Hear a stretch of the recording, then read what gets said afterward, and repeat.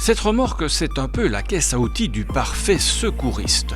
On y trouve du matériel d'étançonnage, de levage, de stabilisation pour faire face aux situations les plus extrêmes, de quoi faire rêver toutes les équipes d'intervention. Dans le monde entier, vous avez différentes équipes et très généralement, pour le matériel d'étaiement et de sécurité, ils utilisent le matériel Paratec, qui est un matériel nord-américain, très résistant, garanti à vie et avec des capacités et des résistances qui sont juste impressionnantes. La zone de secours Hainaut-Centre est l'une des premières à avoir fait l'acquisition d'une partie seulement du matériel. Elle souhaiterait compléter sa panoplie pour remplir ses missions. Une remorque de ce type, on va compter aux alentours de 300-340 000 euros. Alors qui va payer? On sait que la province a été appelée, malgré elle, au secours des zones de secours.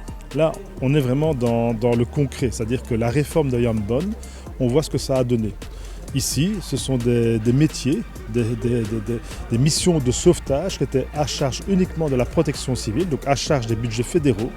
Et maintenant, vous l'avez vu, ce sont les zones de secours qui doivent prendre en charge ce type de formation, achat du matériel également, qui sont à charge évidemment à ce moment-là des zones de secours, mais aussi des villes et communes, et dans le futur, à hauteur de 65% à l'horizon 2024 des provinces.